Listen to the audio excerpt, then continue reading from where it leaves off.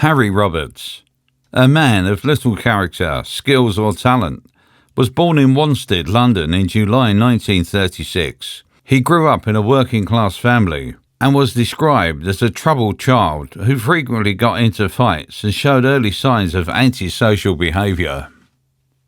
On August 12, 1966, in the quiet back streets of West London, a crime so shocking took place that it would spark one of the largest manhunts in British history.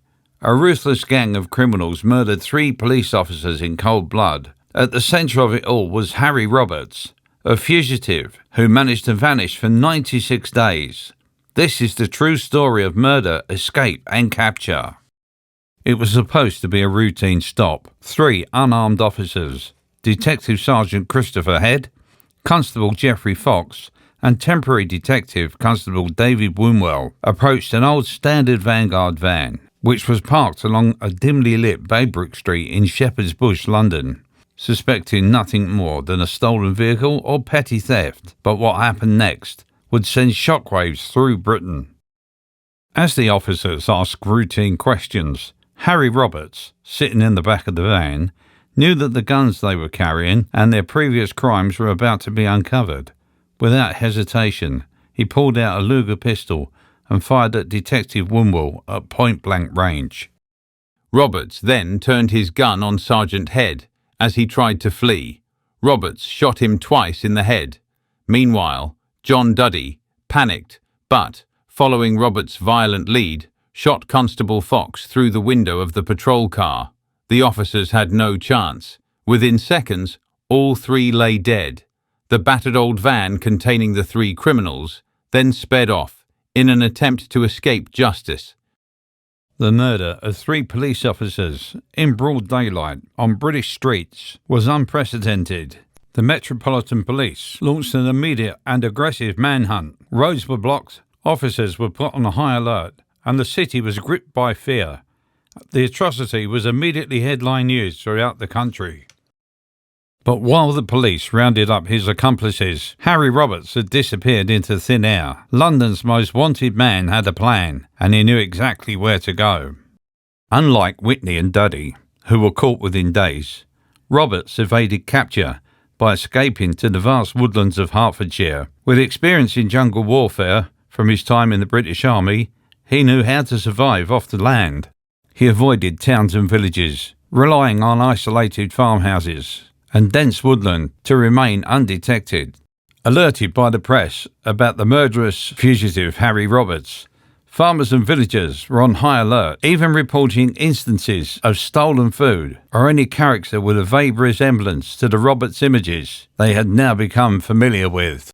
The police scoured the countryside, determined to catch the killer at all costs. However, Roberts remained elusive. Despite nationwide coverage, he slipped past roadblocks and search parties, hiding in barns and abandoned buildings, always one step ahead.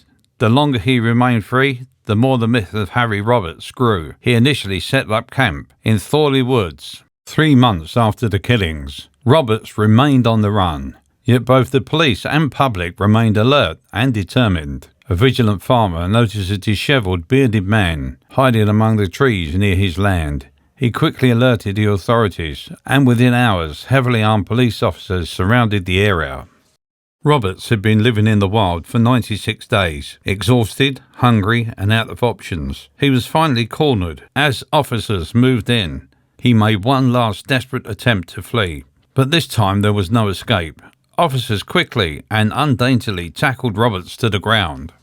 His reign of terror was over. He was arrested without resistance and taken into custody. The police and the entire country could finally breathe a sigh of relief and watch the long-awaited process of justice begin.